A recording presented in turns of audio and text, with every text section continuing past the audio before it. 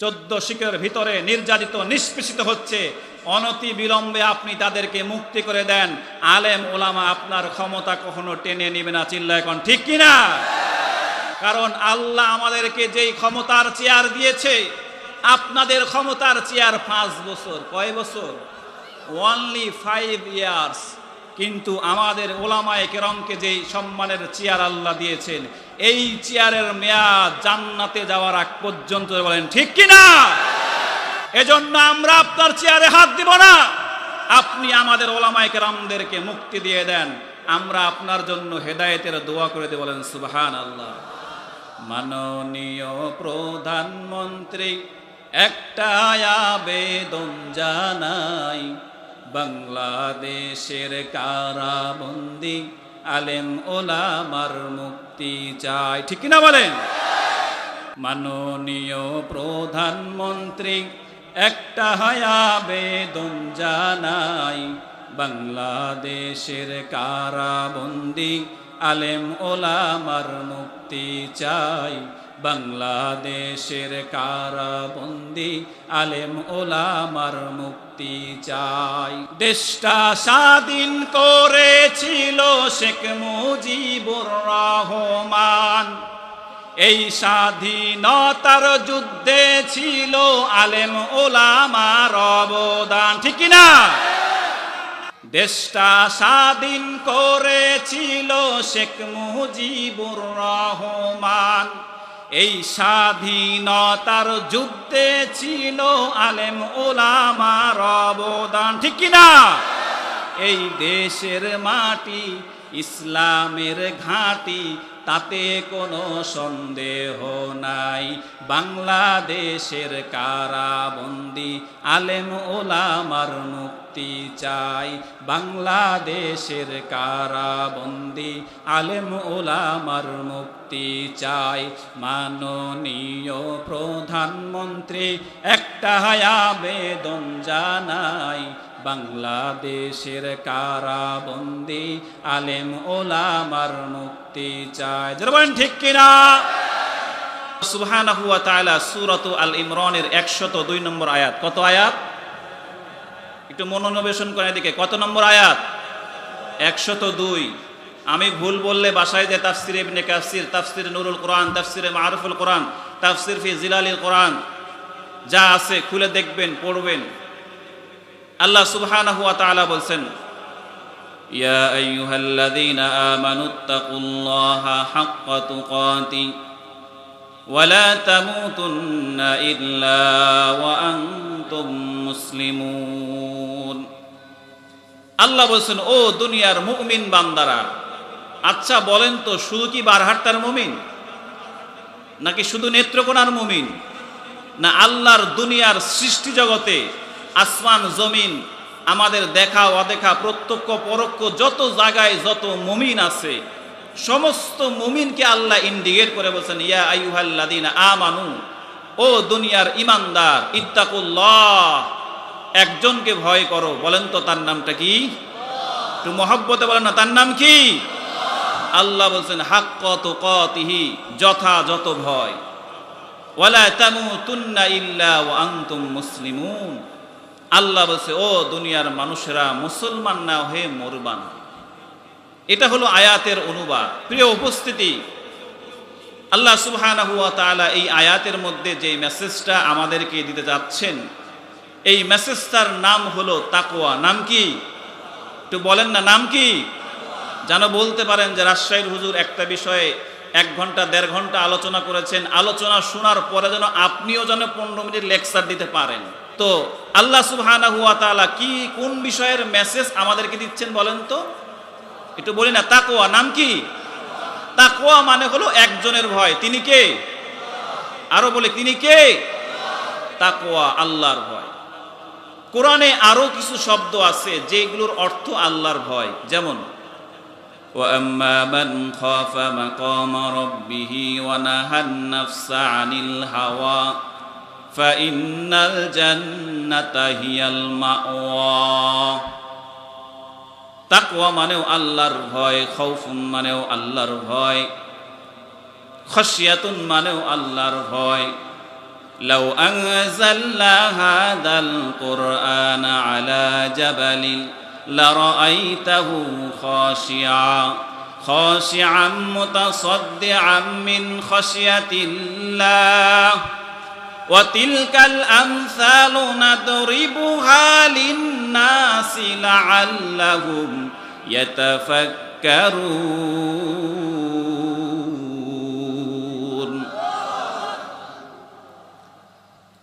নেত্রকোনা বারহাট্টার মুসলমান ভাইয়েরা আমার, আল্লাহ সুবহানাহু ওয়া তাআলা আমাদেরকে এই আয়াতের মধ্যে যেই মেসেজটা দিতে চেয়েছেন, মেসেজটার নাম হলো তাকওয়া, মেসেজটার নাম হলো খৌফ, মেসেজটার নাম হলো খশিয়া। তিনটা শব্দ আলাদা হলেও অর্থ হলো একটা। আমরা সবাই মিলে ভয় করব, তার নামটা কি?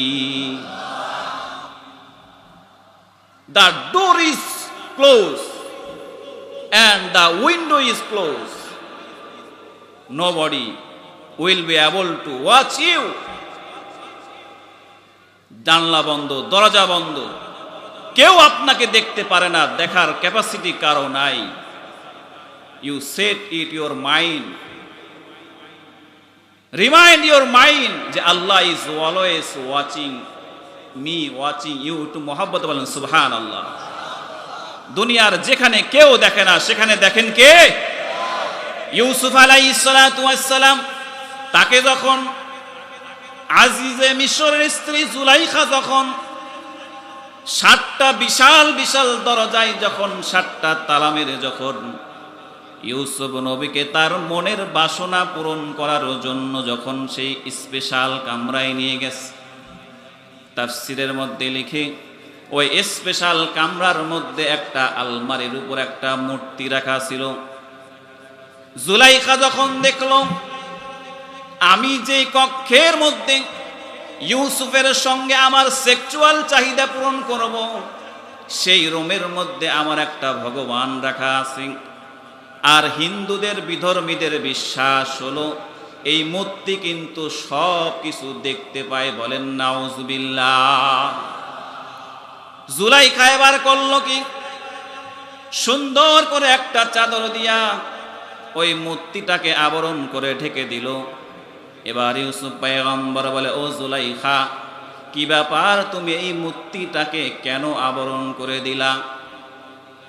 জুলাইখা বলে, ও ইউসুফ রে, এই যে দেখো ভগবান, এটা হলো আমাদের রব, তোমার সঙ্গে আমি অপকর্ম করব, আমার ভগবান যেন না দেখতে পারে, এই জন্য ভগবানকে চাদর দিয়ে ঢেকেছি, বলেন নাউজুবিল্লাহ।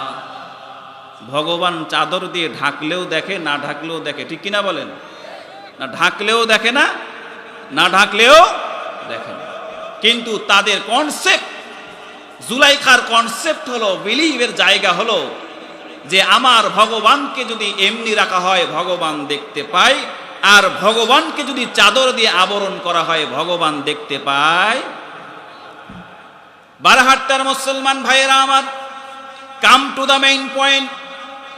এবার জুলাইখার কথা শুনে ইউসুফ পয়গম্বর বলে, ও জুলাইখা, তোমার রব তো চাদর দিয়ে ঢাকলে দেখতে পারে না, তোমার রবকে চাদর দিয়ে আবরণ করলে আর কিছু দেখার ক্ষমতা রাখে না, অ্যাবিলিটি রাখে না। কিন্তু যেই আল্লাহর আমি গোলামি করি, যেই রবের আমি দাসত্ব করি, আমার রবকে দুনিয়ার কোনো কিছুই দিয়ে আবরণ করা যায় না, বলেন না সুবহানাল্লাহ।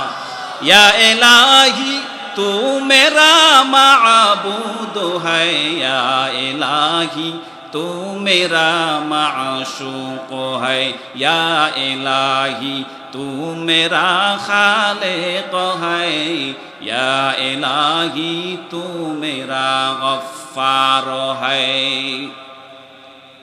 ইউসুফ পয়গম্বর বলে, আমার রবকে তো ঢাকা যায় না, আমার রবকে তো কোনো কিছু দিয়ে আবরণ করার ক্ষমতা দুনিয়ার কারো নাই। সুতরাং তোমার রবকে তুমি চাদর দিয়ে ঢেকে তুমি অপকর্ম করতে পারো, আমার রব যেহেতু তার সীমানার বাহিরে কোনো মানুষের যাওয়া সম্ভব নয়, সুতরাং আমি তোমার সঙ্গে অপকর্মে লিপ্ত হতে পারবো না। সুবহানাল্লাহ। এজন্য মুসলমান ভাইয়েরা আমার, সেদিন কিন্তু ডোরও ক্লোজ ছিল, উইন্ডো ক্লোজ ছিল, দরজা জানলা সব কিছু বন্ধ ছিল। তারপরেও কিন্তু ইউসুফ নবীর কনসেপ্ট ছিল যে দরজা জানলা বন্ধ হলে হয়তো মানুষ দেখতে পারবে না, কিন্তু আল্লাহর দৃষ্টির বাহিরে কারো যাওয়া সম্ভব নয়। এজন্য আল্লাহর দৃষ্টির বাহিরে যেহেতু যাওয়া সম্ভব নয়, আল্লাহ যেহেতু আপনাকে আমাকে কুদরতের সিসি ক্যামেরা লাগাইয়া আল্লাহ যেহেতু দেখতেছেন, আল্লাহ যেহেতু আপনাকে আমাকে পর্যবেক্ষণ করছেন, এই জন্য সব সময় আমার আপনার অন্তরে একজনের ভয় থাকবে, নামটা তার কি? এবার আসেন, এই আয়াতের মধ্যে আল্লাহ সুবহানাহু ওয়া তাআলা শুধুমাত্র তাকওয়ার কথা বললেই শেষ করেন নাই, বরং আল্লাহ বলছেন ইয়া আইয়ুহাল্লাযীনা আমানুত্তাকুল্লাহ, ও দুনিয়ার মুমিন তোমরা যে আমি আল্লাহকে ভয় করবা। বলে কেমন ভয়? বলে মাহফিলের প্যান্ডেলে আমাদের সিদ্দিক হুজুরের সামনে বসেছি, একটু আল্লাহর ভয় এসেছে। বলে মাহফিলের প্যান্ডেলে রশিদ আহমদ ফারুকী সাহেব কোরআন হাদিসের কথা বলে, এজন্য আল্লাহর ভয়ে চলে এসেছে। বলে মসজিদে গেছি আল্লাহর ভয় আছে অন্তরে, ওলামায়ে কেরামের কাছে গেছি আল্লাহর ভয় চলে এসেছে, দ্বীনি মাজলিসে গেছি আল্লাহর ভয় চলে এসেছে। আল্লাহ কিন্তু এমন ভয়ের কথা বলেন নাই। আল্লাহ বলেন ও দুনিয়ার মুমিনরা হাক্কা তুকাতিহি, যথাযথ ভয়, মানে যেইভাবে ভয় করলে গুনাহ থেকে বাঁচা যায় সেইভাবে ভয় করার নামই হলো তাকওয়া। বলেন সুবহানাল্লাহ। বারহাট্টার মুসলমান ভাইয়েরা আমার, কেমন ভয়! আল্লাহকে আপনার আমার ভয়টা কেমন হবে খেয়াল করেন। বাইহাকি শরীফের হাদিস, আব্দুল্লাহ ইবনে ওমর রাদিয়াল্লাহু তাআলা আনহু বন্ধুদেরকে নিয়ে সফরের মধ্যে বের হয়েছেন। আব্দুল্লাহ ইবনে ওমর রাদিয়াল্লাহু তাআলা আনহুমা যখন সফরে বের হয়েছেন, সফরে যাওয়ার সময় খাওয়া দাওয়া সব কিছু সাথে নিয়ে বের হয়েছেন, পিকনিকের জন্য বের হয়ে গেছেন। আব্দুল্লাহ ইবনে ওমর যখন তার সেই নির্দিষ্ট স্পটে যখন পৌঁছে গেছেন, হাদিসের মধ্যে এসেছে আব্দুল্লাহ ইবনে ওমর রাদিয়াল্লাহু তাআলা আনহুমা যখন তার বন্ধুদেরকে নিয়ে দস্তরখানা বিছাইছেন খাবার খাওয়ার জন্য, সুন্দর সুন্দর মজা সুস্বাদু খাবার পরিবেশন করা হয়েছে। খাবারের ঘ্রাণে চারিদিকে মনোমুগ্ধকর একটা পরিবেশ তৈরি হয়ে গেছে, ঘ্রাণের একটা পরিবেশ তৈরি হয়ে গেছে। আব্দুল্লাহ ইবনে ওমর রাদিয়াল্লাহু তাআলা আনহু তাকায় দেখেন, দূরে একটু দূরে দেখা যায় অনেকগুলো পশু নিয়ে একজন রাখাল তার পশুগুলোকে চড়ায়। এবার আব্দুল্লাহ ইবনে ওমর রাদিয়াল্লাহু তাআলা আনহু বলেন, ও আমার বন্ধুরা যাও, একজন ওই যে দূরে একটা রাখাল দেখা যায়, বলে ওই রাখালটাকে আজকে আমাদের সঙ্গে মেহমান হিসেবে নিয়ে এসো। বলে রাখালকে আমাদের সঙ্গে খাওয়ার জন্য ইনভাইট করো, দাওয়াত করো। এক বন্ধু চলে গেলেন, বললেন ও রাখাল ভাই, তোমাকে আব্দুল্লাহ ইবনে ওমর ডেকেছেন। ওই রাখাল যখন আব্দুল্লাহ ইবনে ওমর রাদিয়াল্লাহু তাআলা আনহুমার কাছে এসেছেন, এবার ইবনে ওমর বলে ও রাখাল ভাই, এই যে দেখো আমরা অনেকজন বন্ধু বান্ধব মিলে একটা পিকনিক স্পটে এসেছি, আমাদের সঙ্গে অনেক মজাদার সুস্বাদু খাবারের আয়োজন করা হয়েছে, তুমি আজকে আমাদের সঙ্গে খাবার দাওয়াত নাও। বলেন সুবহানাল্লাহ। বলে তোমাকে আমরা আজকে মেহমান হিসাবে ইনভাইট করলাম। বারহাট্টার মুসলমান, কাম টু দা পয়েন্ট, যখন বলল তোমাকে আমরা মেহমান হিসাবে দাওয়াত করলাম, ওই রাখাল বলে আব্দুল্লাহ ইবনে ওমর, আপনি আমাকে মেহমান হিসাবে দাওয়াত করেছেন, আপনার দাওয়াত আমি কবুল করলাম, কারণ দাওয়াত কবুল করা হলো আমার নবীর সুন্নত। বলেন সুবহানাল্লাহ। বলে আপনার দাওয়াত তো আমি কবুল করলাম, কিন্তু একটা সমস্যা আছে। বলে আপনার দাওয়াতটা কবুল করেছি, কিন্তু আপনার সঙ্গে আমি খেতে পারবো না। আব্দুল্লাহ ইবনে ওমর বলে দাওয়াত কবুল করেছো আবার খেতে পারবা না, কারণটা কি? ওই রাখাল বলতেছে ও আব্দুল্লাহ ইবনে ওমর, আপনার দাওয়াত কবুল করেও এত মজা মজা খাবার কেন খেতে পারবো না? কারণ আজকে আমি আল্লাহকে সন্তুষ্ট করার জন্য রোজা রেখেছি। সুবহানাল্লাহ। এবার আব্দুল্লাহ ইবনে ওমর, ও রাখাল, তুমি তো রোজা রেখেছো আল্লাহকে সন্তুষ্ট করার জন্য। আজকে তো আশুরার মাসও নয়, আজকে তো মুহররমের রোজাও নয়, আজকে তো সোমবারের দিনও নয়, বৃহস্পতিবারের দিনও নয়, তাহলে আজকে তুমি কিসের রোজা রেখেছো একটু ব্যাখ্যা দাও। ওই রাখাল বলে, আব্দুল্লাহ ইবনে ওমর, এটা মুহররম মাসও নয়, আশুরাও নয়, বৃহস্পতিবারও নয়, সোমবারও নয়, এরপরে আমি রোজা রেখেছি আমার পরকালের কবরের সামান গোছানোর জন্য। সুবহানাল্লাহ।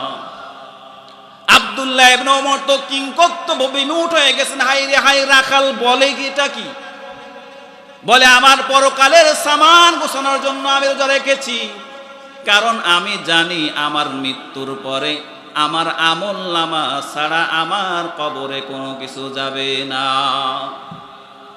ওবার হাট্টার মুসলমান, তোমার টাকা পয়সা, ধন দৌলত, গাড়ি বাড়ি, নারী কিছুই যাবে না। তোমার আমার কবরে শুধু একটা জিনিসই যাবে, সেটা হলো আমলনামা।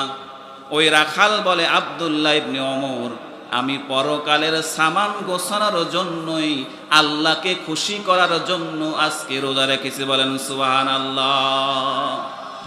6 দিন পরে নখ খসে যাবে, 9 দিন পরে চুল, কবর গাঘের সামান নিতে কইরো না কেউ ভুল, কবর জায়গা ভালো নয়, আমল দিয়েই কবর গৃহ সাজিয়ে নিতে হয়। ঠিক কিনা বলেন?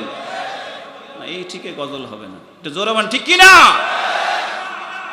6 দিন পরে নখ খসে যাবে, 9 দিন পরে চুল, কবর গাঘের সামান নিতে কইরো না কেউ ভুল, কবর জায়গা ভালো নয়, আমল দিয়ে কবর গৃহ সাজিয়ে নিতে হয়, কবর জায়গা ভালো নয়, আমল দিয়ে কবর গৃহ সাজিয়ে নিতে হয়।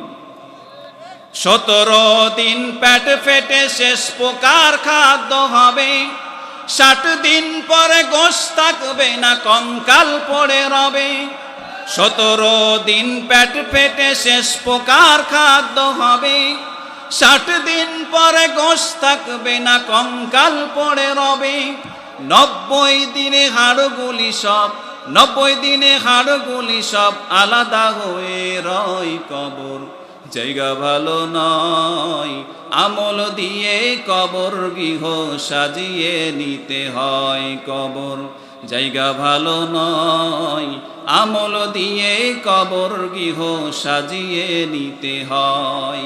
6 দিন পরে নখ খসে যাবে, 9 দিন পরে চুল, কবর গাঘের সামান নিতে কইরো না কেউ ভুল, কবর জায়গা ভালো নয়, আমল দিয়ে কবর গৃহ সাজিয়ে নিতে হয়, কবর জায়গা ভালো নয়, আমল দিয়ে কবর গৃহ সাজিয়ে নিতে হয়। যে বলেন ঠিক কিনা? তার মুসলমান ভাইরা আমার, ও যুবক ভাইরা আমার, পর্দার অন্তরের মা ও বোনেরা আমার, ওই রাখাল বলে, ও আব্দুল্লাহ ইবনে ওমর, আমি তো জানি পরকালে আমার কবরে কোনো সামান যাবে না, আমার কবরে তো শুধু আমার আমল নামায় যাবে, আর কিছু যাবে না। বলে, ওই অন্ধকার কবরে তো আমল ছাড়া কোনো গতি নাই। রাসূল যেই কবরের ব্যাপারে বলে গেছেন, আল কবরু রাউযাতুম মিন রিয়াজিল জান্নাহ আও হুফরাতুম মিন হুফারিন নার।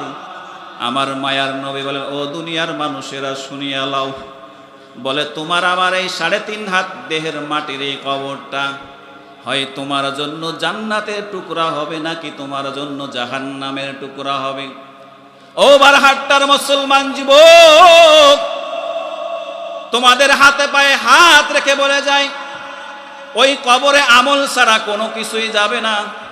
এজন্য তো আমার রাসূল বলেছেন, বলে কবরের আযাব এত ভয়াবহ, এত ভয়াবহ, কোন মানুষ যদি কবরের আযাবকে দেখতো, ওই মানুষটা ওই জায়গাতেই কলিজা ফেটে মারা যেত। বলেন আল্লাহু আকবার। আল্লাহ নবীর সাহাবী হযরত ওসমান রাদিয়াল্লাহু তাআলা আনহু, তিনি তো জান্নাতের সার্টিফিকেট পেয়ে গেছিলেন। আমার রাসূল 10 জন সাহাবীকে জান্নাতে টিকিট দিয়েছেন। কয়জন? কিন্তু আজকাল আবার 10 জনের সঙ্গে আরেকজন অ্যাড হয়ে গেছে, ঠিক কিনা বলেন? আপনারা মনে হয় দুনিয়ার খোঁজ খবর রাখেন না, রাখেননি খবর। রাসূল কয়জনকে জান্নাতের সুসংবাদ দিয়েছেন? কয়জন? আশারায়ে মুবাশশিরা 10 জনকে আমার রাসূল জান্নাতের সুসংবাদ দিয়েছেন। কিন্তু আফসোসের বিষয় হলো বর্তমান সময়ের কিছু পেটুকা মৌলবী, মিলাদি মৌলবী, দরবারে আলেম, এই সমস্ত আলেমদের জবান থেকে আমরা বুঝতে পারি তাদের অপবিত্র জবানে তারা আল্লাহর রসুলের হাদিসকে কলঙ্কিত করে 10 জনের জায়গায় তারা আরেকজনকে অ্যাড করেছে। নাউজুবিল্লাহ। কি বলবেন? এবার হাট্টার মুসলমান, ও যুবক শুনিয়া লাও, জান্নাতের সার্টিফিকেট যদি দিতে হয় সেটা রাসূল দিবেন আর আমার আল্লাহ দিবেন। আমার রাসূল আর আল্লাহ ছাড়া জান্নাতের সার্টিফিকেট দেওয়ার ক্ষমতা দুনিয়া আর আসমানে কোনো মানুষের নাই। চিল্লায় কও ঠিক কিনা? সচরাচর এটা বলা যায় কমপক্ষে যে এইটা কাজ করলে সে জান্নাতের উপযুক্ত হইতে পারে। যেমন রাসূল বলেন, মান বানা মসজিদান বানাল্লাহু লাহু বাইতান ফিল জান্নাহ, যে মসজিদ বানাইলো আল্লাহ তার জন্য জান্নাত বানাইবে। আপনি একজন মানুষকে কমপক্ষে এটা বলতে পারেন আপনার কাজের মধ্যে জান্নাতিওয়ালা কাজের বৈশিষ্ট্য আছে, কিন্তু কোনো মানুষকে জান্নাতি সার্টিফিকেট দেওয়ার ক্ষমতা দুনিয়ার কোনো মৌলবীর নাই। জোরে বলেন ঠিক কিনা? মুসলমান ভাইরা আমার, জান্নাতের টিকিট প্রাপ্ত হযরত ওসমান কবরের পাশ দিয়ে গেলে কান্না করে, কান্না, এমন কান্না করে ওসমানের গনির চোখের পানি দাঁড়িয়ে তার শরীরের মধ্যে পড়ে। সাথীরা বলে, ওসমান রে, তুমি তো রাসূলের জামাই, তুমি তো রাসূলের জামাই, জিন্নুরাইন, তুমি তো জান্নাতের টিকিট প্রাপ্ত একজন বান্দা সাহাবী, তুমি কেন কবরস্থানে এসে কান্না করো? শুধু কান্না না, ছোট বাচ্চার মতো হাউমাউ করে কান্না করো। বারহাট্টার মুসলমান ভাইরা, ও বৃদ্ধ বাবাজিরা আমার, হযরত ওসমান গনিবার, ও আমার সাথীরা রে, তোমরা তো আমার ভিতরের অবস্থা জানো না। কারণ আমার রাসূল বলেছে কবরটা জান্নাত আর জাহান্নামের টুকরা হতে পারে। আমি ওসমান গনি তো জানি না আমার কবরটা জান্নাত নাকি জাহান্নাম। এই জন্য কবরের আযাবের ভয়ে আমি কান্নাকাটি করি। বলেন সুবহানাল্লাহ। কারণ আমার রাসূল বলেছেন যে এই কবরে একবার ধরা খেয়ে গেল সে প্রত্যেকটা ঘাটে ঘাটে বিপদের মধ্যে পড়ে যাবে। আর রাসূল বলেন যে এই কবরের মধ্যে একবার নাজাত পেয়ে গেল তার জান্নাতে যাওয়া কেউ ঠেকাতে পারবে না। এজন্য মুসলমান ভাইরা আমার, কবরের সামানা গুছাইতে হবে, কবরের সামানা গুছাইতে হবে। কারণ কবরে আমলনামা ছাড়া কোনো কিছুই যাবে না, কোনো কিছুই যাবে না, কোনো কিছুই যাবে না। যুগশ্রেষ্ঠ আল্লাহর ওলি হাসান বসরি রহমতুল্লাহি আলাইহি, তার সময়ে রাবিয়া বসরি নামে আরেকজন আল্লাহর ওলি ছিলেন। এই রাবিয়া বসরির যখন স্বামী মারা গেল, রাবিয়া বসরি যখন বিধবা হয়ে গেলেন, কিতাবের মধ্যে লিখে তৎকালীন জামানার হাসান বসরি ওই রাবিয়া বসরির কাছে বিয়ের প্রস্তাব নিয়ে গেলেন। একজন আল্লাহর ওলি আরেকজন আল্লাহর ওলির কাছে বিয়ের প্রস্তাব নিয়ে গেলেন। হাসান বসরি রহমতুল্লাহি আলাইহি যখন ওই রাবিয়া বসরির কাছে যখন বিয়ের প্রস্তাবটা রাখলেন, রাবিয়া বসরি বলে, ও হাসান বসরি রে, তুমি তো যুগের আল্লাহর একজন খাঁটি ওলি, তুমি আমাকে বিয়ের প্রস্তাব দিয়েছো ভালো কথা, কিন্তু 4টা প্রশ্ন আমি তোমাকে করব। যদি এই 4টা প্রশ্নের সঠিক উত্তর তুমি দিতে পারো, আমি তোমার বিয়ের প্রস্তাবে রাজি আছি। বলেন সুবহানাল্লাহ। বলে 1 নম্বর প্রশ্ন, হাসান বসরি বলে দাও, আমার ইন্তেকালের পরে আমি জান্নাতি হব নাকি জাহান্নামী হব, এটা একটু বলে দাও। বলেন তো আমরা কাউকে জান্নাতি আর জাহান্নামী বলতে পারবো কি উনি মরে গেলে জান্নাতি, উনি মরে গেলে জাহান্নামী? এটা বলার ক্ষমতা কোনো মানুষের? হাসান বসরি বলে, ও রাবিয়া বসরি রে, তুমি যেই প্রশ্নটা করেছো, তুমি কি জান্নাতি নাকি জাহান্নামী, এটা তো আমি কেন দুনিয়ার কোনো মানুষ এই প্রশ্নের উত্তর দিতে পারবে না। রাবিয়া বসরি বলে, রে হাসান বসরি, 1 নম্বর প্রশ্নে তুমি ফেল মেরেছো। বলে 2 নম্বর প্রশ্ন হলো, বলো তো হাসরের ময়দানে যখন মানুষকে আমলনামা দেওয়া হবে, হাসরের ময়দানে যখন আমলনামা দেওয়া হবে, কিছু কিছু মানুষকে সামনে থেকে আমলনামা দেওয়া হবে, আর কিছু কিছু মানুষের সিনাটা সিদ্ধ করে পিছন দিক দিয়ে আমলনামা দেওয়া হবে। ওরে হাসান বসরি, বলো তো হাসরের ময়দানে আমার আমলনামাটা কি সামনের দিক থেকে দেওয়া হবে নাকি আমার আমলনামাটা পিছনের দিক থেকে দেওয়া হবে? সুবহানাল্লাহ। হাসান বসরি বলে, ও রাবিয়া বসরি রে, এ কেমন জটিল প্রশ্ন তুমি আমাকে করলা, এই প্রশ্নের উত্তর তো আমার কাছে নাই।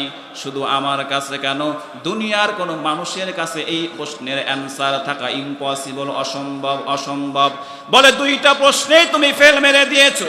এখন 3 নম্বর প্রশ্ন হলো, বলো আমি যখন পুলসিরাত পার হব, ওই পুলসিরাত কি আমি পার হতে পারবো কি পারবো না?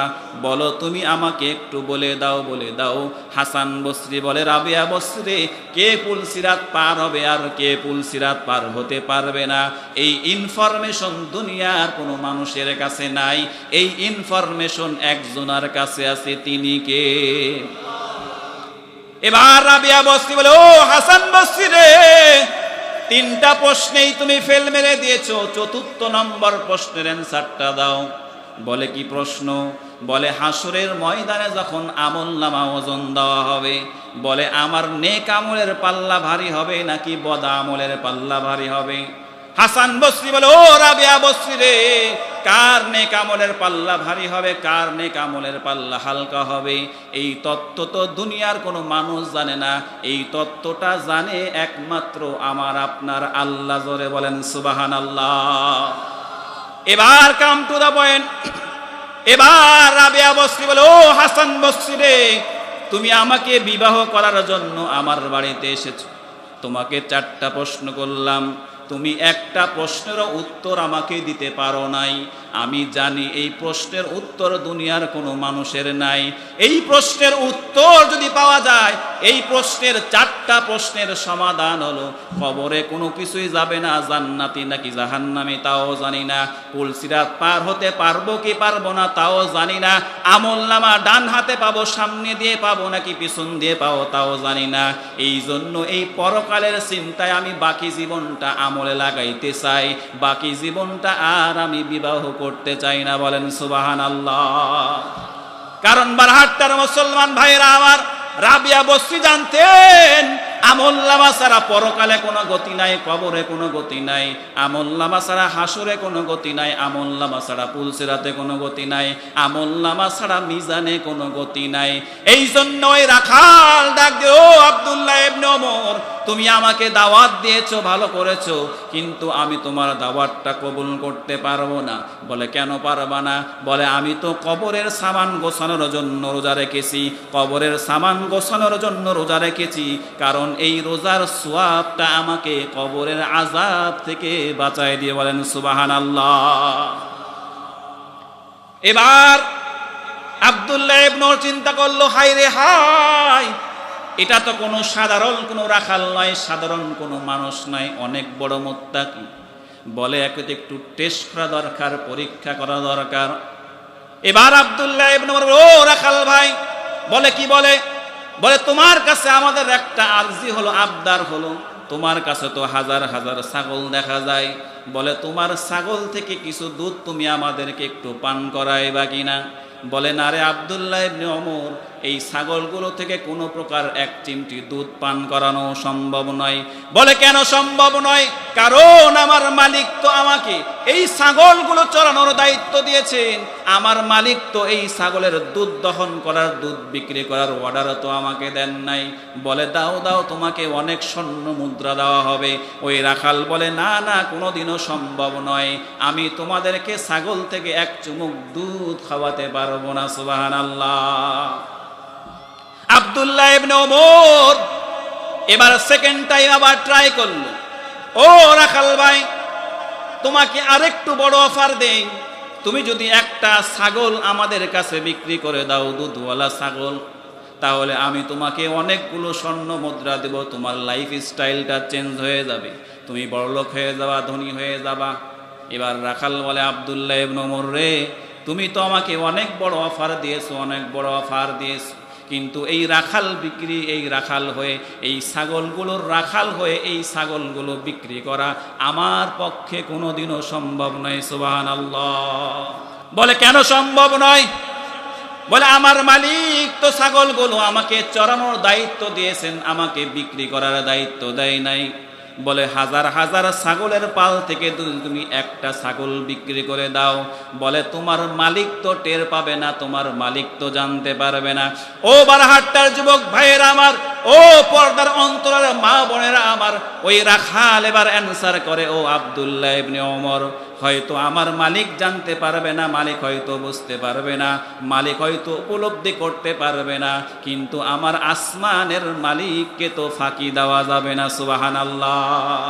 हकीकत से तो दुनिया बेखबर है, दुनिया की नुमाइश पर नजर है, नमी गोयम कि आज दुनिया जुदाबाश, बहर कारे के बाशी बा खुदाबाश, चिस्ते दुनिया از خدا غافل بودن، نی قماشدن قراو پر زندزن، آپ در کشتی حلاکه کشتیاش، آپ اندر زیر کشتی پشتیاش। একটু মহব্বতে বলেন না আল্লাহু আকবার।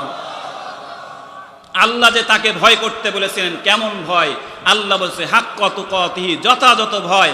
অর্থাৎ ওই রাখাল যেমন আল্লাহর ভয়ে ছাগলকে বিক্রি করে নাই, ঠিক তেমনি ভাবে বারহাট্টার মুসলমান মানুষের ভয়ে নয়, আল্লাহর ভয়ে সব গুনাহ ছেড়ে দিবে। বলেন সুবহানাল্লাহ। আল্লাহ বলেন ইয়া মাশারাল জিন্নি ওয়াল ইনসি ইন ইসতাতাতুম আন তানফুযু মিন আকতারিস সামাওয়াতি ওয়াল আরদ ফানফুযু লা তানফুযুনা ইল্লা বিসুলতান। বারহাট্টার মুসলমান ভাইয়েরা আমার, এই আয়াতের এই হাদিস থেকে, বাইহাকি শরীফের হাদিস থেকে যেটা বুঝতে পারলাম, বলে আল্লাহকে ভয় করবো। বলো কেমন ভয়? বলে যেইভাবে ভয় করলে দুনিয়ার সব অন্যায় থেকে বাঁচা যায়, বলে যেইভাবে ভয় করলে একজন মুত্তাকি হওয়া যায়, বলে যেইভাবে ভয় করলে 5 ওয়াক্ত নামাজ জামাতের সঙ্গে পাওয়া যায়, বলে যেইভাবে ভয় করলে নেককার সালেহ বন্ধুদের সঙ্গে চলা যায়, বলে যেইভাবে ভয় করলে একটা ভালো সংগঠনের সদস্য হওয়া যায়, বলে যেইভাবে ভয় করলে হিলফুল ফুজলের সংস্পর্শে যে ভালো ভালো কাজ করা যায়, আমার আল্লাহ বলেন সেরকমই ভয় তোমরা আমি আল্লাহকে করো। বলেন সুবহানাল্লাহ। এখন আমরা যে হাদিসটা শুনবো, আমরা জানি যে আমাদের পয়গম্বর হযরত ইব্রাহিম আলাইহিস সালাতু ওয়াস সালাম, ওনাকে নমরুদ আগুনে পোড়াইছিলেন। আপনারা জানেন কিনা বলেন? আগুনে কি ইব্রাহিমকে পোড়ানো গেছিল? কি সবাই একমত পোড়ানো গেছিল? নাকি আগুন থেকে আবার আল্লাহ ইব্রাহিমকে জীবিত বের করেছিলেন না? কি বের করেছিলেন কিনা? তো ইব্রাহিম পয়গম্বরকে আল্লাহ আগুন থেকে জীবিত বের করেছেন। ঠিক তেমনি ভাবে উম্মতে মুহাম্মাদির, অর্থাৎ বিশ্বনবী জনাবে মুহাম্মদুর রাসূলুল্লাহ সাল্লাল্লাহু আলাইহি ওয়াসাল্লামের একজন উম্মত আছে, যেই উম্মতকেও এক ভণ্ড নবী আগুনে নিক্ষেপ করেছিল, কিন্তু ওই আগুন তার একটা পশমও জ্বালাইতে পারে নাই। বলেন না সুবহানাল্লাহ। এজন্য ওই ব্যক্তিকে বলা হয় উম্মতে মুহাম্মাদের ইব্রাহিম।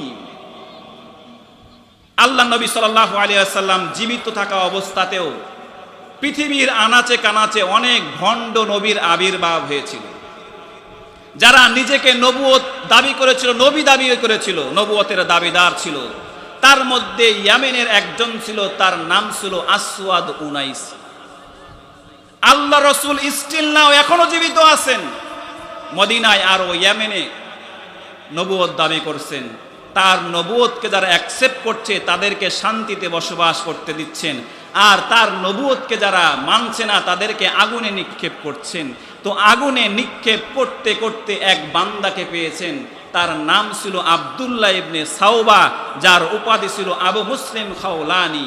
এই বান্দাকে যখন আসওয়াদ উনাইসি পায়, বলে, ও আবু মুসলিম খাওলানি, তুমি কি আমার নবুয়তকে মানো?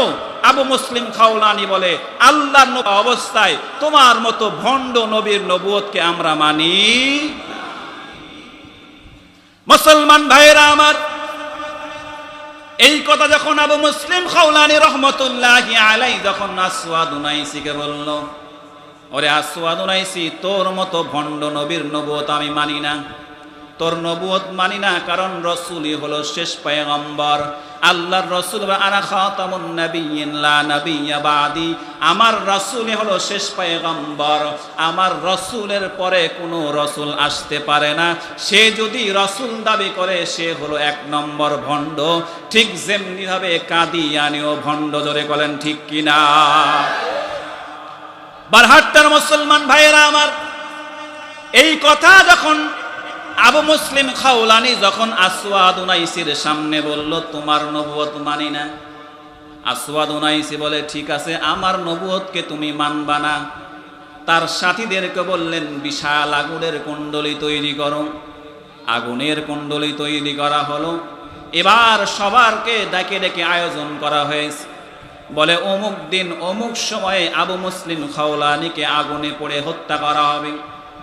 বারহাট্টার মুসলমান ভাইয়েরা আমার, ও নেত্রকোনার যুবক ভাইয়েরা আমার, সবাই যখন নির্দিষ্ট দিনে যখন একত্রিত হয়ে গেল, আবু মুসলিম খাওলানিকে যখন আগুনের মধ্যে নিক্ষেপ করা হলো, হাদিসের মধ্যে এসেছে 40 দিন ওই আগুনটা স্থায়ী ছিল। 40 দিন পরে যখন আগুনটা একেবারে ছাই হয়ে গেছে, আবু মুসলিম খাওলানিকে দেখা হলো। সমস্ত ব্যক্তিরা ওই আসওয়াদ উনাইসি ভণ্ড নবীও তাকায় দেখে আবু মুসলিম খাওলানি আগুনের মধ্যে বসে আছে। সুবহানাল্লাহ। বানানো কোনো কিচ্ছা কাহিনী বলতেছি না রে মুসলমান ভাইয়েরা আমার। আসওয়াদ উনাইসি যখন দেখলো, হাই রে হাই, আবু মুসলিম খাওলানি আমার নবুয়তকে মানে নাই, আবার তাকে আগুনের মধ্যে নিক্ষেপ করলাম, আগুন তার একটা পশমও পোড়ায় নাই। বলে আসওয়াদ উনাইসি এখন চিন্তা করলো, হাই রে হাই, আবু মুসলিম খাওলানি যদি ইয়ামেনে থেকে যায়, আমার নবুয়ত, আমার ক্ষমতা একদিনও টিকবে না। বলেন ঠিক কিনা? এখন যেমন দেখেন না যে যারা একটু গর্জন দেয়, এরা যদি মাঠে ময়দানে থাকে, তাদের টিকিট, তাদের সিট, তাদের গদিয়ার থাকবে। এজন্য ধরে ধরে সব কোথায় বন্দি করছে? খাসায় বন্দি করছে। আবু মুসলিম খাওলানি আগুনে যখন পড়ল না, আসওয়াদ উনাইসি বলে, আমার নবুয়তের ক্ষমতা যদি টিকাইতে হয়, বলে আবু মুসলিম খাওলানিকে এই ইয়ামিন থেকে বের করে দাও। আবু মুসলিম খাওলানিকে তার নিজের জন্মস্থান ইয়ামিন থেকে বের করে দেওয়া হলো। আবু মুসলিম খাওলানি চিন্তা করলো, হাই রে হাই, যেই নবীর নবুয়তকে স্বীকার করার জন্য আমাকে দেশান্তর হতে হলো। বলে, এখন যদি আমি কোনো দেশে যেতে চাই, সেই দেশটা হবে আমার মদিনা। বলেন না সুবহানাল্লাহ। মদিনা যাইতে পারলাম না, মদিনা দেখতে পারলাম না, মদিনা যাইতে পারলাম না, মদিনা দেখতে পারলাম না।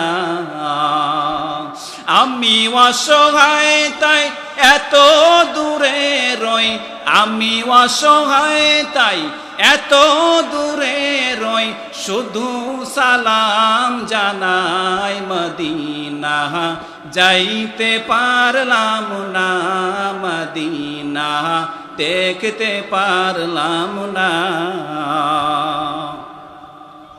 মদিনা নাম কত সুন্দর,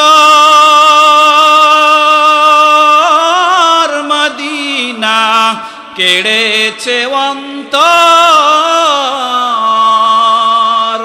মদিনা নাম কত সুন্দর, মদিনা কেড়েছে অন্তর। ওই মদিনার পথের ধুলি আমি, ওই মদিনার পথের ধুলি আমি মাখতে পারলাম না। মদিনা যাইতে পারলাম না, মদিনা দেখতে পারলাম না। মদিনা নাম কত মধুর, মদিনা আর যে কত দূর। মদিনা নাম কত মধুর, মদিনা আর যে কত দূর। পাখির নাই ডানা থাকলে, পাখির নাই ডানা থাকলে উড়ে যেতাম মদিনা। মদিনা যাইতে পারলাম না, মদিনা দেখতে পারলাম না। আরো বেরোই পুবাল হাওয়া, পশ্চিমে করেছ ধাওয়া। আরো বেরোই পুবাল হাওয়া,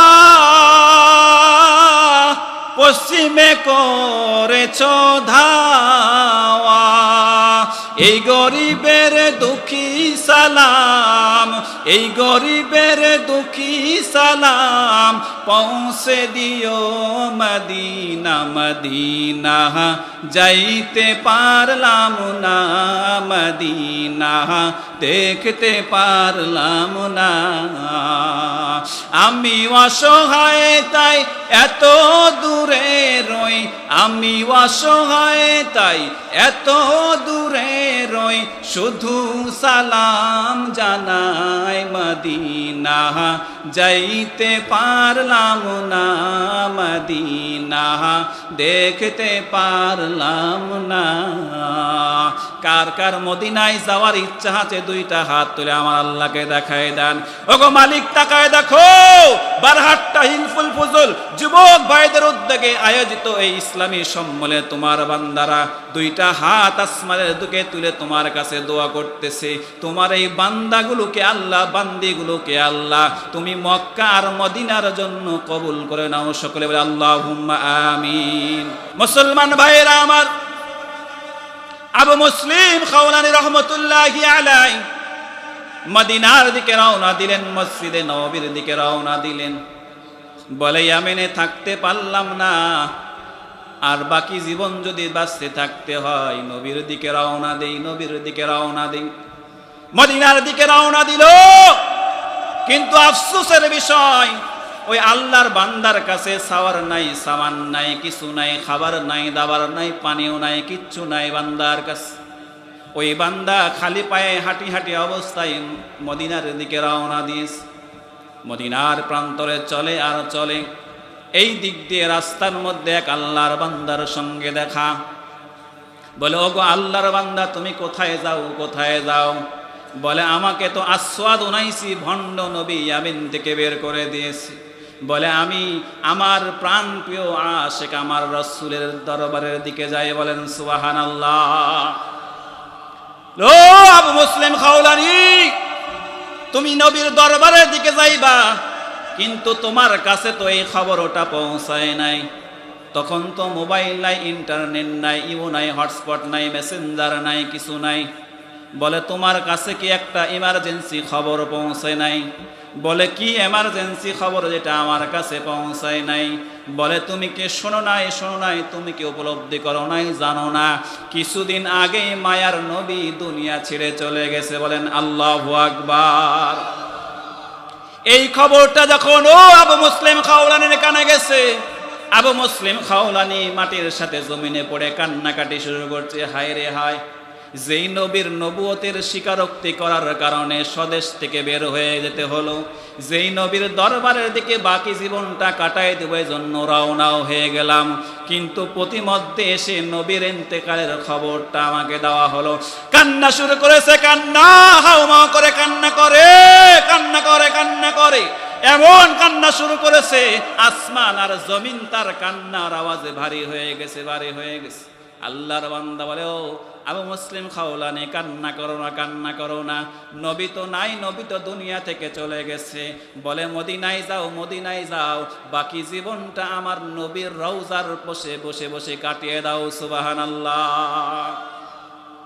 আবু মুসলিম খাওলানি রহমতুল্লাহি আলাইহি ও মদিনার দিকে রওনা দিয়েছে। হাঁটি পায়ে সামান নাই, সাওয়ার নাই, মদিনার দিকে রওনা হয়েছে। মদিনায় যখন পৌঁছে গেছি, আল্লাহর বান্দা মসজিদে নববীতে নামাজের জন্য দাঁড়াইছে। আল্লাহু আকবার বলে নামাজের নিয়ত বেঁধেছে, নামাজ পড়তেছে। ওই দিক দিয়ে হযরত ওমর রাদিয়াল্লাহু তাআলা আনহু তাকায় দেখে, বলে এমন একজন বান্দা মসজিদে নববীতে এসেছে যে মদিনার বাসিন্দা নয়, সে অনেক দূর থেকে সফর করে এসেছে। এবার হযরত ওমর তার নামাজ শেষ হওয়ার জন্য অপেক্ষা করেছে। নামাজ শেষ হওয়ার পরে হযরত ওমর ডাক দিয়ে বলে, ও আল্লাহর বান্দা, বলো তো তোমার বাড়ি কোথায়? তুমি তো মদিনার কোনো মানুষ নয়। বলে আমি ইয়েমেন থেকে সেই মায়ার নবীর দরবারে এসেছি, কিন্তু নবীকে তো আর পেলাম না। বলে তুমি ইয়েমেন থেকে এসেছো? বলে হ্যাঁ, ইয়েমেন থেকে এসেছি। বলে তাহলে আমাকে একটা তথ্য দিবা। বলে কি তথ্য? বলে ইয়েমেনে একজন ভণ্ড নবী আসওয়াদ উনাইসি, সে নাকি একজন আল্লাহর বান্দাকে, আমাদের ভাইকে নাকি আগুনের মধ্যে নিক্ষেপ করেছে, কিন্তু আগুন তার কিছুই করতে পারে নাই। সুবহানাল্লাহ। যেই বান্দাকে আগুনে নিক্ষেপ করা হয়েছিল, হযরত ওমর ওই বান্দাকে এই প্রশ্নটা করেছে, বলো তো তুমি তাকে চিনো কিনা? জটিল প্রশ্ন না? আবু মুসলিম খাওলানি মনে মনে চুপ করে আছে, উত্তর দেয় না, চুপ করে আছে। হযরত ওমর অনেকক্ষণ পরে হযরত ওমরের অন্তর্দৃষ্টি খুলে গেছে। হযরত ওমরের অন্তর্দৃষ্টি যখন খুলে গেছে, হযরত ওমর করে বলে, আল্লাহি তাল্লাহি বিল্লাহি, আমি কসম দিয়ে বলতেছি ওই ব্যক্তিটা তুমি বলেন না সুবহানাল্লাহ। সহবতে সালেহ তুরা সালেহ কুনাদ, সহবতে তালেহ তুরা তালেহ কুনাদ, এক জামানা সহবতে বা আউলিয়া, বেহতরাজ সদ সালে তাআত বেরিয়া, মাইলে মোমেন সোয়ে মোমেন মিশাওয়াদ, মাইলে কাফের সোয়ে কাফের মিশাওয়াদ। জোরে বলেন আল্লাহু আকবার। ও বারহাট্টার মুসলমান ভাইরা আমার, ও ওমরের অন্তর্দৃষ্টি খুলে গেছে। আজকে তো আমাদের নেতা নেত্রীর জবানে আমরা শুনি ওমরের মতো শাসন করব, বলে কি বলে না? বলে মদিনার সনদ দিয়ে দেশ চালাবো, বলে কি বলে না?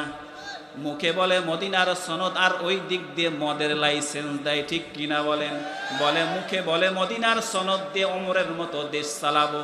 বলে ওমর যেমন ছাগল আর বাঘকে যেমন এক ঘাটে পানি খাওয়াইছে, কিন্তু তারা ওমরের কথা বলে মুখে মুখে, আর ওই দিয়ে কেক দিয়ে পতিতাবৃত্তি বেশ্যাবৃত্তির লাইসেন্স দেন। বলে বলেন ঠিক কিনা? মুসলমান ভাইয়েরা আমার, খেয়াল করেন, মদিনার সনদ দিয়ে তুমি দেশ চালাইতে পারো না, ভালো কথা, কিন্তু আমরা এই মুনাফিকি কথায় কখনো বিশ্বাস করি কি বলেন? আমরা করি না, আমরা বিশ্বাস করি না। কারণ ওমরের মতো যদি দেশ চালাইতে হয়, তাহলে ওমরের উত্তরসূরি আলেম ওলামা কখনো জেনে বন্দি হতো না, বলেন না ঠিক কিনা?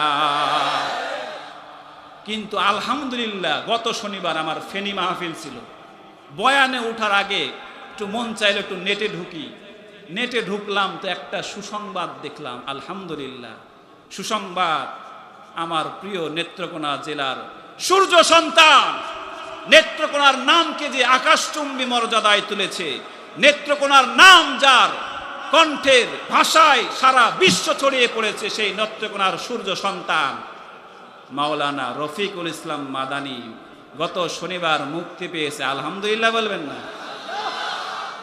এই পচা এই আস্তে আলহামদুলিল্লাহ শুকর, এটা জোরে বলেন না আলহামদুলিল্লাহ। আমরা বলতে চাই শুধু রফিকুল ইসলাম মাদানীকে নয়, বরং আল্লামা মামুনুল হক সহ, আল্লামা মাহমুদুল হাসান গুনবী সহ যত দল মতের আলেম ওলামা কারাবন্দী আছে, আমরা আজকের এই ময়দান থেকে বলতে চাই, সকল প্রকার ওলামাদের আমরা মুক্ত স্বাধীন বাতাসে দেখতে চাই। জোরে বলেন ঠিক কিনা? কারা কারা দেখতে চাই? দুইটা হাত তুলে আমার আল্লাহকে দেখায় দেয়।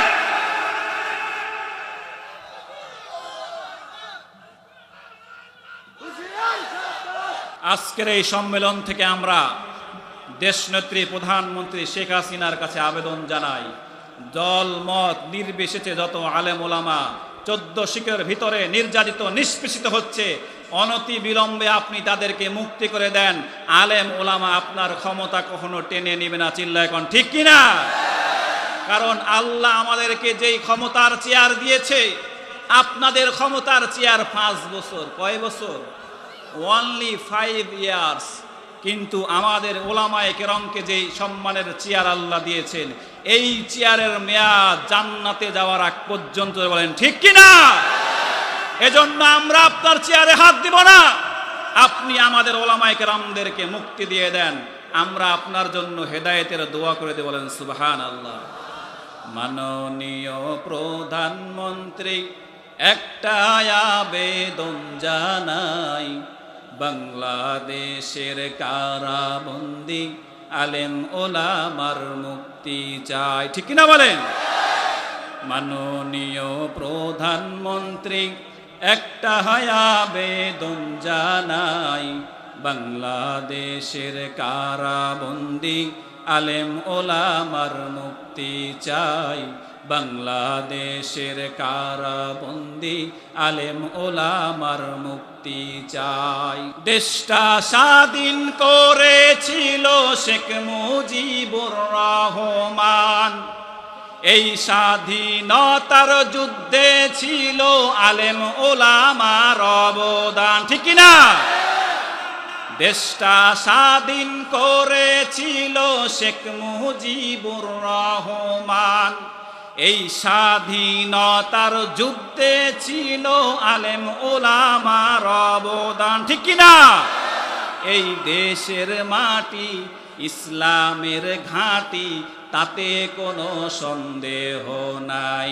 বাংলাদেশের কারাবন্দী আলেম ওলামার মুক্তি চাই, বাংলাদেশের কারাবন্দী আলেম ওলামার মুক্তি চাই।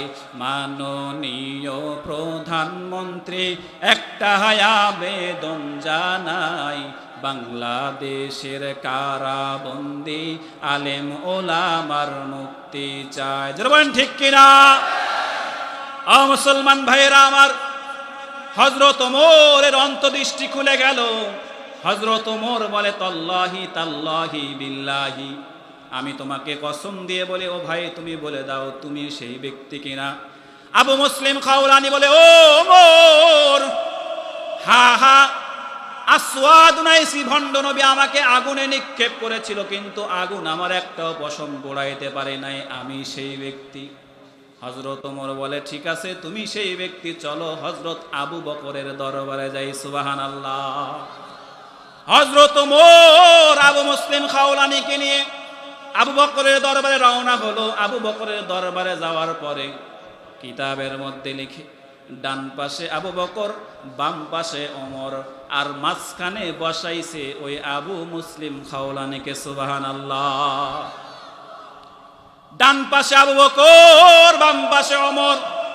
এই যখন অবস্থা, বিভিন্ন বিষয়ে কথা হচ্ছে, বিভিন্ন বিষয়ে জিজ্ঞাসা হচ্ছে। এবার হযরত আবু বকর বলে, ও আবু মুসলিম খাওলানি রে ভাই, একটা কথা বলো, দুনিয়ার আগুন তোমার কোনো কিছু করতে পারে নাই, আসওয়াদ উনাইসির আগুন তোমার একটা পশম পুড়াইতে পারে নাই, এমন কি আমল তুমি দুনিয়াতে করো, এমন কি আমল তুমি দুনিয়াতে করো, একটু বলে দাও। আবু মুসলিম খাওলানি বলে, ও খলিফাতুল মুসলিমিন হযরত আবু বকর, শুনিয়ালন, আমি দুনিয়াতে এমন কোনো জায়গায় কোনোদিনও যাই নাই যেই জায়গায় গেলে আমার মধ্যে উপলব্ধি হয় যে আল্লাহ আমাকে দেখছেন না। সুবহানাল্লাহ। কারণ আমার বিশ্বাস হলো সর্ব অবস্থায় একজন দেখে, তিনি কে? আরো মহব্বতে বলেন, তিনি কে? কারণ আমি বিশ্বাস করি, আমি জানি সর্ব অবস্থায় আমার আল্লাহ আমাকে দেখছেন। এই জন্য স্ত্রী সহবাস আর ওয়াশরুম ছাড়া, টয়লেট ছাড়া দুনিয়ার এমন কোনো জায়গায় যাই নাই যেই জায়গায় গেলে আমি এমনভাবে গুনাহ করেছি যে আমার আল্লাহ দেখে নাই। কারণ সব জায়গায় আমার আল্লাহ দেখেন। বলেন সুবহানাল্লাহ। কাদেরে কুদরতদারি বরকামাল, কাদেরে কুদরতদারি বরকামাল, আনতা হাসবি আনতা রব্বি যুল জালাল, তুহি কাদের জলিলুল্লাহ জাহাদার, বাহার হালে তুহি মেরা নিগাহদার। বলবেন আল্লাহু আকবার। এজন্য বারহাট্টার মুসলমান ভাইয়েরা আমার প্রিয় বন্ধু বারমনিরুল ইসলাম শরীয়তপুরে চলে আসছে। 1 মিনিটের মধ্যে ফিনিশিং দিয়ে দেই। আমরা যেই আয়াতটা তেলাওয়াত করলাম, হাদিস থেকে আলোচনা করলাম, সারাংশ এটাই বুঝতে পারলাম, দুনিয়ার আকাশ জমিন বাতাস পাতাল যেখানেই যাই না কেন, যেই অপকর্ম করি না করো, এভরি টাইম এভরিওয়্যার সর্ব অবস্থায় আমাদেরকে একজন দেখছেন। তিনি কে? আরো বলে, তিনি কে? এই বিশ্বাস, এই বিলিভ যদি আমার আপনার কলবের মধ্যে ঢুকে যায় যে আমি গুনাহ করি, পাপ করি, সুদ খাই, ঘুষ খাই, অপকর্ম করি, জেনা করি, ব্যভিচার করি, দুনিয়ার কোনো মানুষ দেখে না। যুবক ভাই, শীতকালে কম্বলের তলে, ল্যাপের তলে বসে মোবাইলে আকাম কুকাম দেখো, আর মনে করো তোমার মা দেখে না, বাপ দেখে না, বন্ধু দেখে না, বান্ধবী দেখে না, আত্মীয় স্বজন কেউ দেখে না, আল্লাহও দেখে না। ভুল কনসেপ্টে তুমি আছো। কারণ দুনিয়ার কোনো মানুষ না দেখলেও একজন দেখে। তিনি কে? এই বিশ্বাস আমরা নিতে রাজি আছি তো ইনশাআল্লাহ? আল্লাহ তাআলা আমাদের এই কলবকে তাকওয়াওয়ালা কলব, আমাদের কলবকে মুত্তাকিওয়ালা কলব বানায় দিই। সকলে বলছি আল্লাহুম্মা আমিন। মুসিবতে না পাই যদি, মুসিবতে না পাই যদি, করুণা তোমার, কবরে হাসরে কি হবে আমার, কবরে হাসরে কি হবে আমার। মুসিবতে না পাই যদি, মুসিবতে না পাই যদি, করুণা তোমার, কবরে হাসরে কি হবে আমার, কবরে হাসরে কি হবে আমার। আছি গো ডুবে আমি পাপেরি সাগরে, না জানি কি হবে ওপারে হাসরে। আছি গো ডুবে আমি পাপেরি সাগরে, না জানি কি হবে ওপারে হাসরে। তোমারি সুপারিশ বিনে, তোমারি সুপারিশ বিনে, কেমনে হব পার, কবরে হাসরে কি হবে আমার, কবরে হাসরে কি হবে আমার।